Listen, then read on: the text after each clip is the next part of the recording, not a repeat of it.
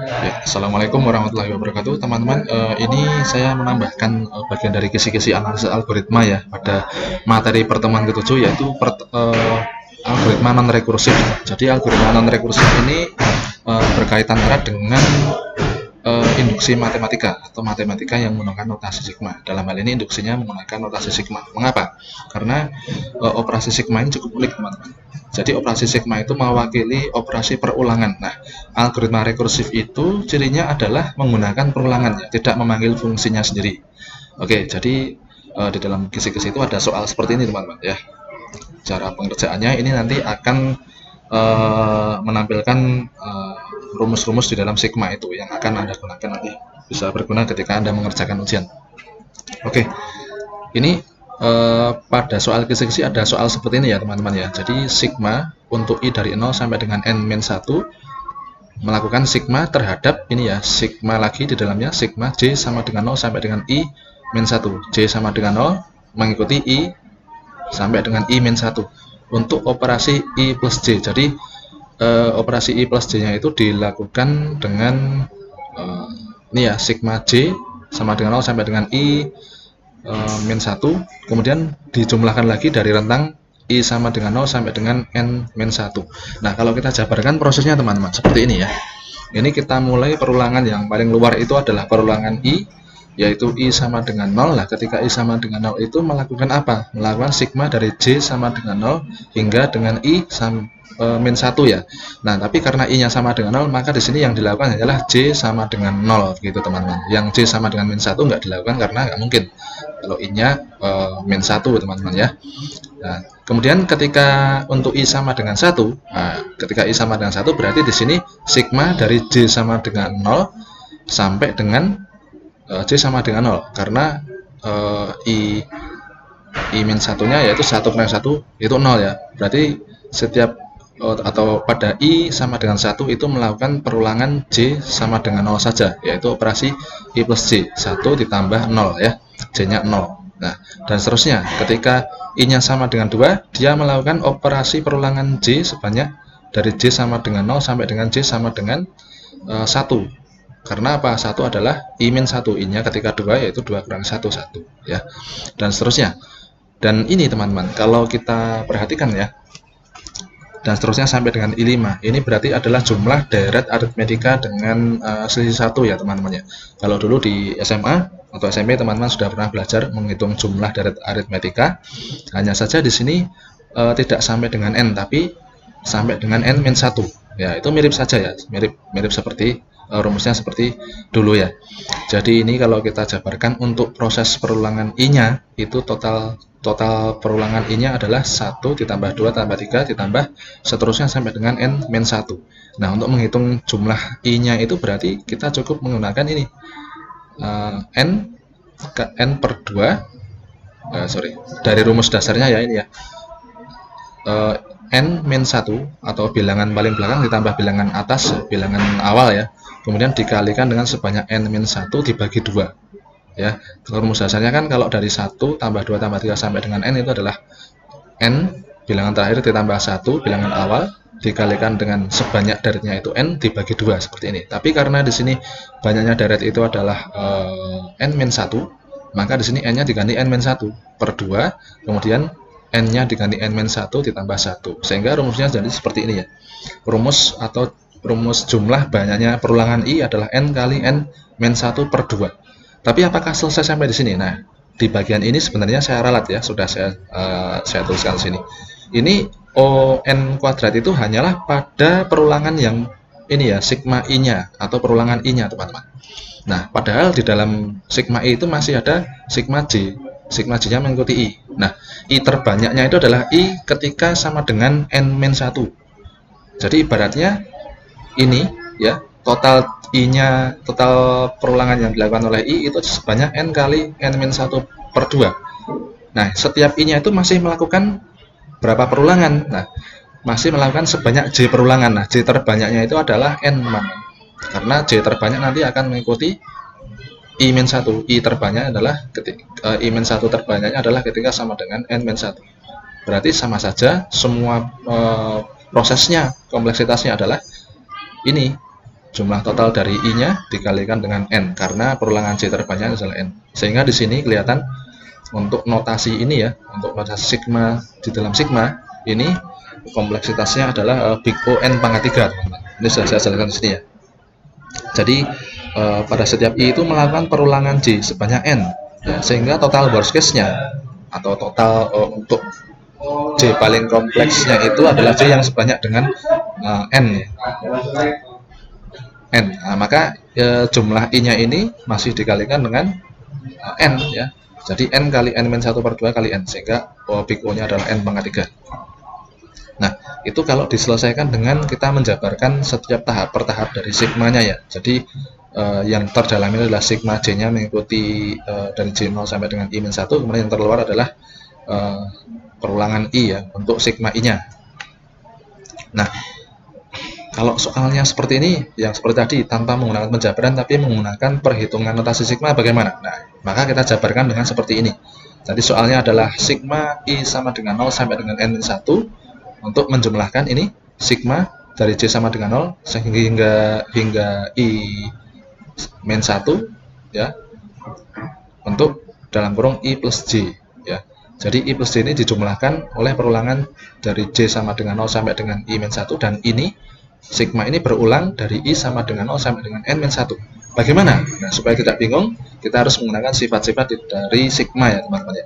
Jadi sigma itu mirip seperti sifat distributif teman-teman. Ini ibaratnya tanda kurung.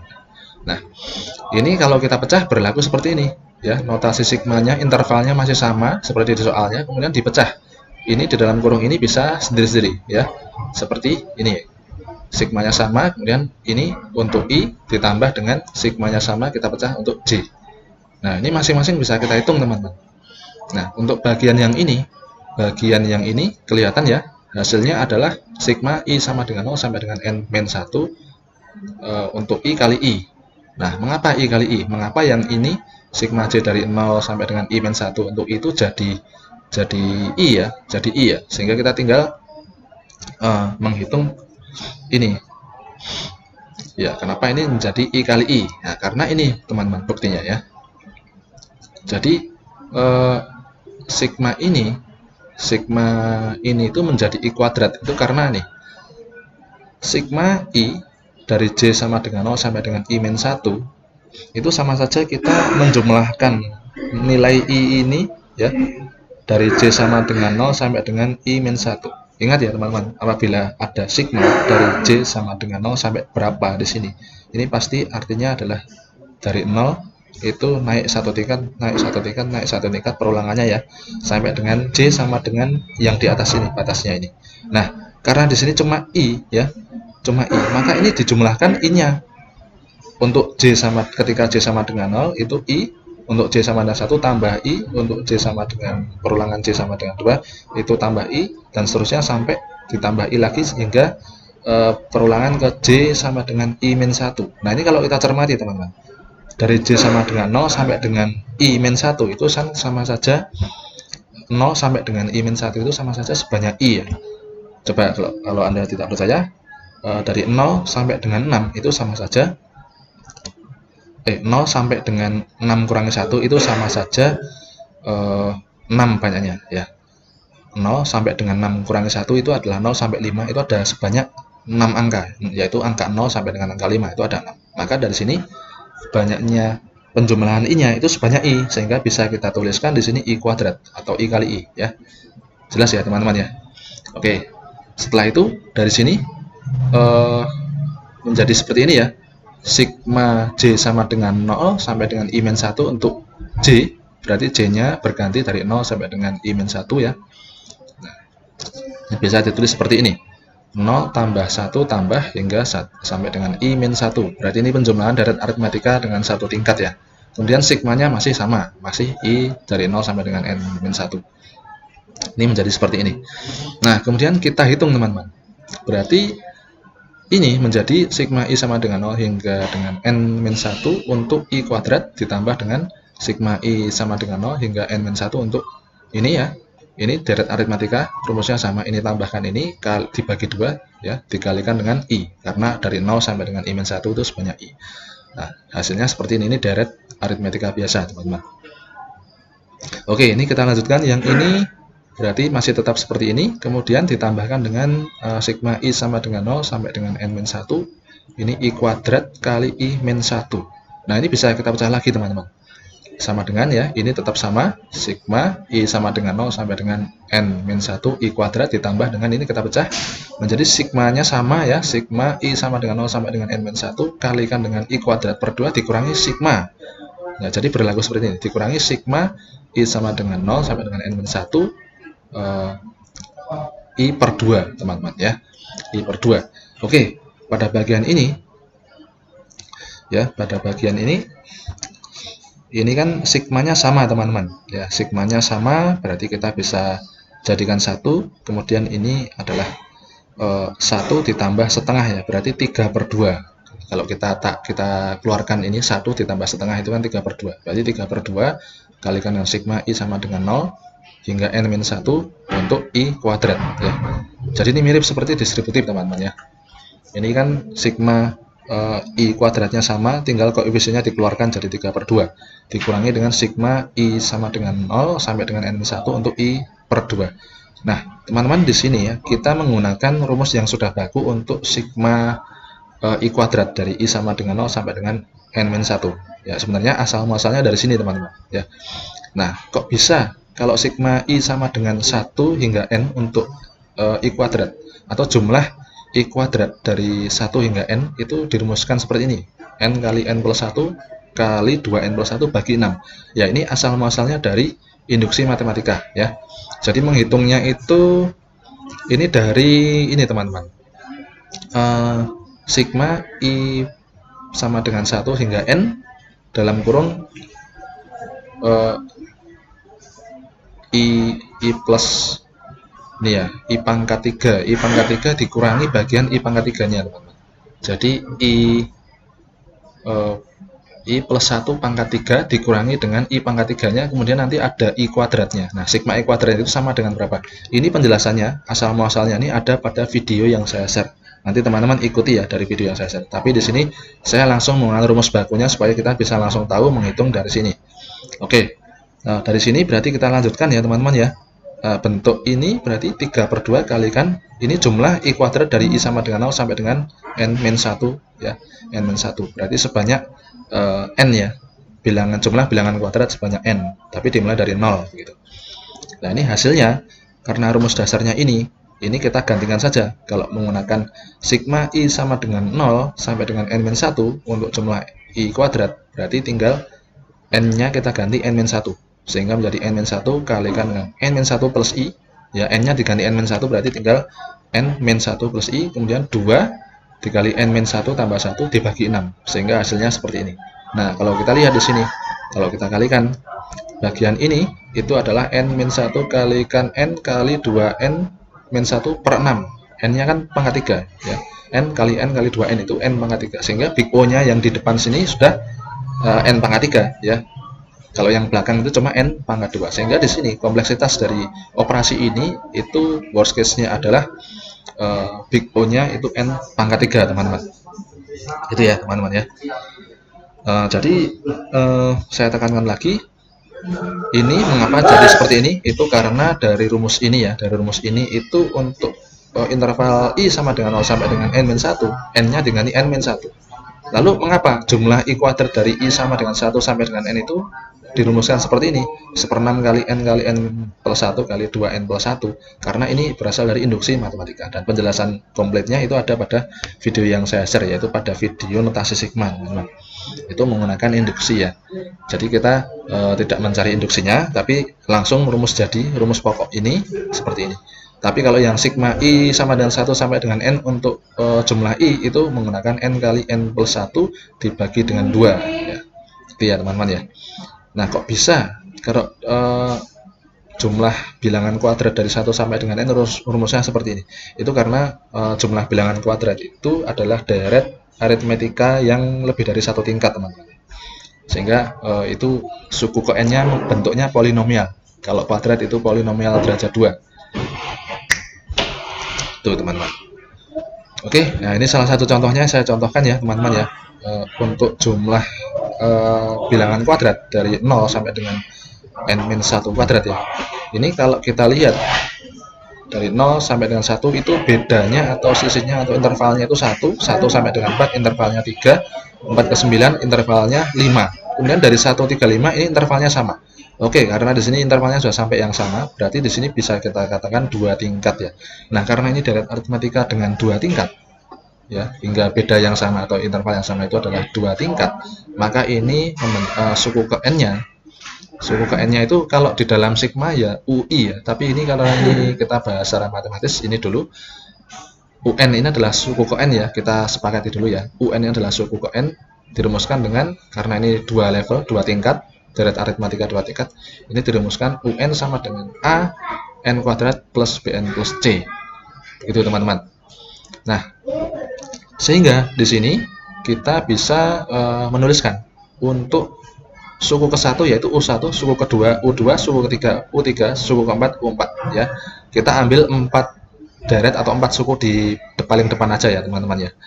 Nah, U1 berarti ini tinggal n-nya diganti 1, yaitu A kali 1 kuadrat ditambah B kali 1 tambah C, berarti A plus B plus C. U2 berarti A dikali dengan 2 kuadrat ya, 4A ditambah dengan B kali 2, 2B ditambah C ya. Kita masukkan ya. U3 ya berarti tinggal n-nya diganti 3 seperti ini sehingga didapatkan. Kemudian dari setiap suku ini, ingat ya, kalau ke kanan semakin banyak berarti untuk ini intervalnya ya, dari sini ke sini intervalnya adalah 3A plus B, yaitu 4A plus 2B plus C dikurangi A plus B plus C, hasilnya 3A plus B. Kemudian yang ini suku ketiga kurangi suku kedua, hasilnya 5A plus B, suku keempat kurangi suku ketiga, hasilnya 7A plus B. Kemudian untuk yang level kedua, kita menghitung bedanya, yaitu beda yang paling kanan, beda ketiga kita kurangkan dengan beda kedua, 7A plus B dikurangi 5A plus B hasilnya 2A, 5A plus B dikurangi 3A plus B hasilnya 2A. Nah, di sini. Nah, maka kalau udah membentuk seperti ini tinggal kita cocokkan saja ke bagian deretnya ini. Maka yang 2A ini adalah 2 ya, karena bedanya sama, 2A ini 2A, berarti 2A ini adalah 2. Kemudian yang 3 ini adalah 5A plus B, 5 ini adalah 7A plus B, 1 adalah 3A plus B. Karena 2A-nya itu adalah 2, bisa kita hitung 2A sama dengan 2, berarti A-nya sama dengan 1. 1 kita masukkan saja ke sini. Berarti 3 kali 1 ditambah B sama dengan 1. B-nya adalah min 2. Kemudian A dan B sudah diketahui, kita masukkan ke dalam A plus B plus C. Itu sama dengan 0 ya. Angka 0-nya ini adalah A plus B plus C, suku ke-1-nya ya. Nah, setelah kita ketahui A dan B-nya dan C-nya sudah kita ketahui, berarti ini kita pakai rumus ini dulu ya teman-teman ya. Ingat di sini saya ingatkan lagi, dalam hal ini adalah UN suku ke n, suku ke berapa, bukan suku maksimal paling belakang. Kalau di dalam deret atau sigma tadi itu n itu adalah banyaknya deret yang paling ujung ya teman-teman ya. Banyaknya deret dari awal sampai ke ujung. Kalau ini n-nya adalah suku ke berapa gitu. Nah, ini berarti UN sama dengan AN kuadrat plus BN plus C. A-nya udah ketemu, B-nya udah ketemu, C-nya udah ketemu. Kita masukkan aja, sehingga kita dapatkan rumus UN itu adalah N kuadrat min 2N plus 1. Ingat di sini adalah rumus suku ke deret keberapa, bukan N deret terakhir. Sehingga di sini kita konversi saja, karena kita akan menyelesaikan dengan sigma tadi ya. Kita konversikan saja, N itu adalah I, sehingga UI, suku ke I itu adalah I kuadrat min 2I plus 1. Nah, maka jumlah semua deretnya itu adalah deret ke tadi ya. Kalau menggunakan rumus matematika kan dulu seperti ini, Sn sama dengan sigma dari I sama dengan 0 sampai dengan n-1 untuk UN. Nah, ini kita operasikan dulu lah. Oke, dalam bentuk matematika. Kita ingatnya matematika dulu ya. U-nya masih I, U-nya masih I. Kita operasikan, berarti ini sigma I sama dengan 0 sampai dengan n-1 untuk ini harusnya I ya teman-teman ya. Tapi kita oke lah, kita tulis I dulu, N dulu. N kuadrat min 2N plus 1, sehingga bisa kita pecah, sigmanya sama untuk masing-masing N kuadrat, kemudian dikurangi dengan sigma yang sama 2N, kemudian ditambah dengan sigma I sama dengan 0 sampai dengan N-1 untuk 1 ya teman-teman ya. Oke teman-teman, kita hitung dulu di sini. Untuk sigma I sama dengan 0 sampai dengan N-1 ya, N kuadrat ini kita biarkan dulu, ini juga. Lalu yang ini teman-teman, ini yang menarik ya teman-teman ya. Di sini yang dijumlahkan adalah 1. 1 dijumlahkan, 1 ditambah 1 tambah 1 dari perulangan I sama dengan 0 sampai dengan n-1 ya. Ini bisa saja kita tulis seperti ini teman-teman. Kalau karena di sini 1 itu tidak memuat variabel yang menggantikan I atau n, berarti kita tulis saja seperti ini. n-1 n-1 min 0 tambah 1. Sehingga ini sama aja dengan n ya teman-teman ya. Oke, udah sampai di sini. Kita kembalikan lagi ke dalam terminologi kita tadi di dalam sigma. Tadi ini n itu adalah untuk ketika menghitung matematisnya ya teman-teman. Karena kita tadi terbiasa menggunakan UN suku keberapa itu adalah A kalikan dengan deret suku yang urutan suku yang dicari kuadrat ditambah B kali urutan suku ditambah C.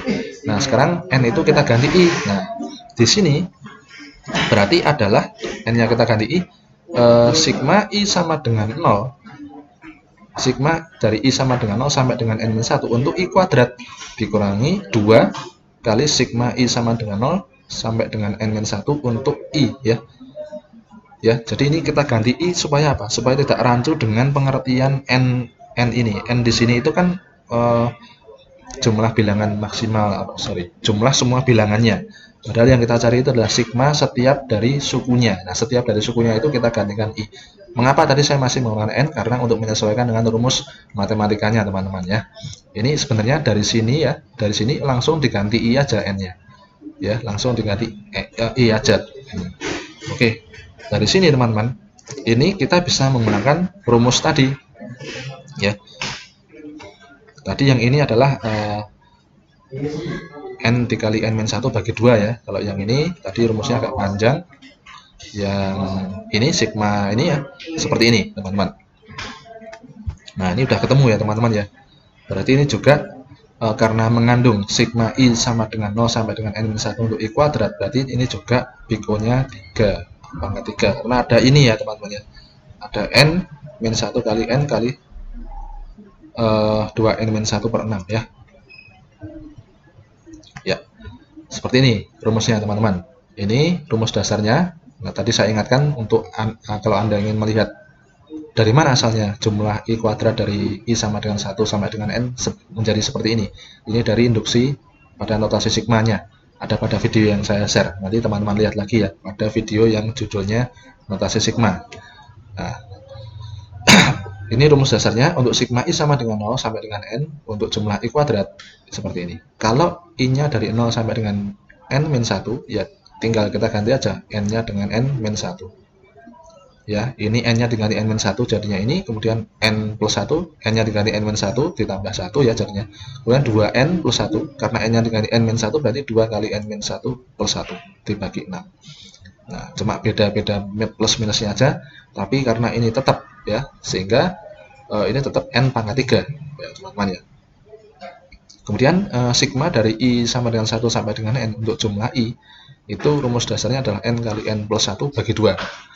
Nah, sehingga kalau yang disigmakan, yang dijumlahkan itu adalah I dari I sama dengan 0 sampai dengan n-1. Nah, kita tinggal gantikan aja n-nya dengan n-1 sehingga ditemukan n kali n-1 per 2. Ya, beda tipis, cuma beda ini tandanya minus, ini tandanya plus, tapi kompleksitasnya Big O-nya ya tetap n kuadrat ya teman-teman ya. Oke, jadi merujuk pada soal yang ini tadi ya. Ini sigma I sama dengan 0 sampai dengan n-1 untuk I kuadrat dikurangi 2 kali sigma I sama dengan 0 sampai dengan n-1 untuk I ditambah dengan n. Nah, ini tinggal kita masukkan ini tadi. Ya. Untuk sigma I kuadratnya ini dikurangi dengan 2 kali ini ya tambah n. Ini tetap karena di sini yang paling besar n pangkat 3, maka Big O-nya n pangkat 3, teman-teman. Ya, semoga membantu teman-teman. Ini tolong disimak ya, karena berkaitan dengan ujiannya nanti. Terima kasih. Assalamualaikum warahmatullahi wabarakatuh.